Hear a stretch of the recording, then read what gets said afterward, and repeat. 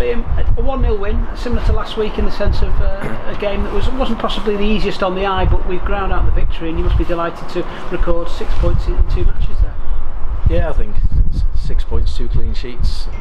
To be fair to Gloucester, I think for the last 20 minutes they probably caused us more problems than anyone we've faced this season. You've got to give the manager credit. He's actually gone 2 at the back, pushed the full backs on as wingers, let the wingers drift off, and created an awful lot of bodies.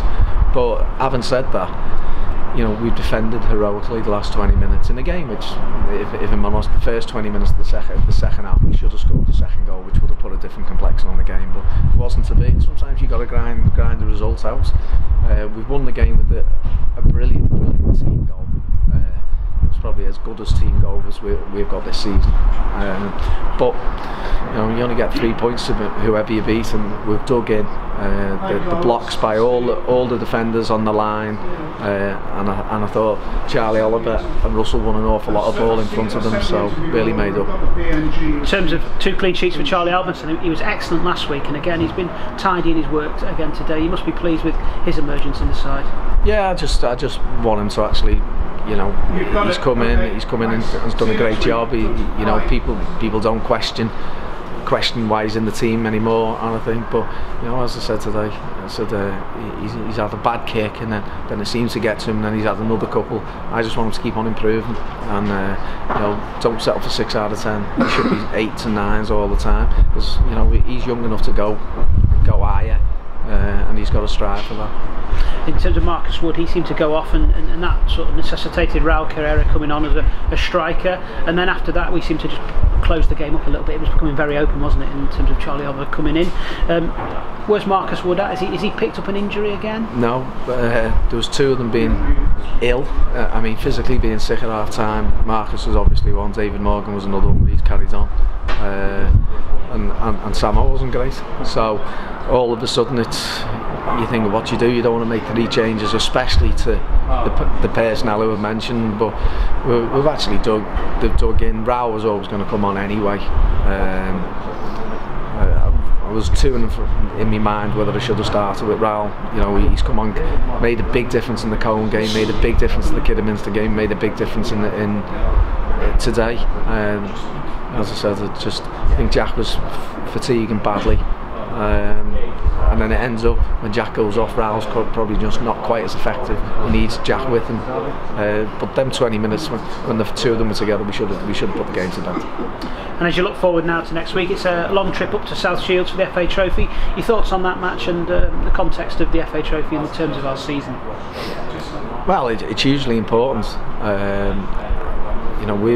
We've got to be due a run in the FA Trophy, because we haven't had one for that horrible day when we lost here in extra time to 10-man Telford, 2008, something like that. We haven't had a run since. It's never been kind to me over the years. I've lost 4 times as a player in the late stages of quarter-finals / semi-finals, so it's never been a nice competition for me, whereas the FA Cup has.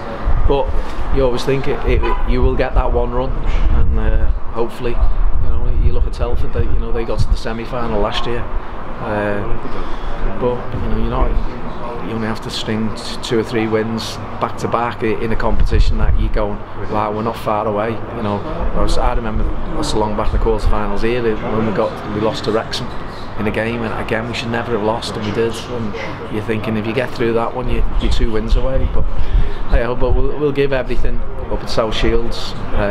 2 long trips for the lads leading into Christmas, so we're not back here till Boxing Day in Gloucester. So 2 trips on the road, but it's nice that it's Saturday. So rather than midweeks, we're not behind in any league games. We've got the Liverpool Senior Cup, where we've got another, hopefully. We're in the quarter-finals now, so I'd like to think we can get 3 games in that, and then see where we go on the trophy.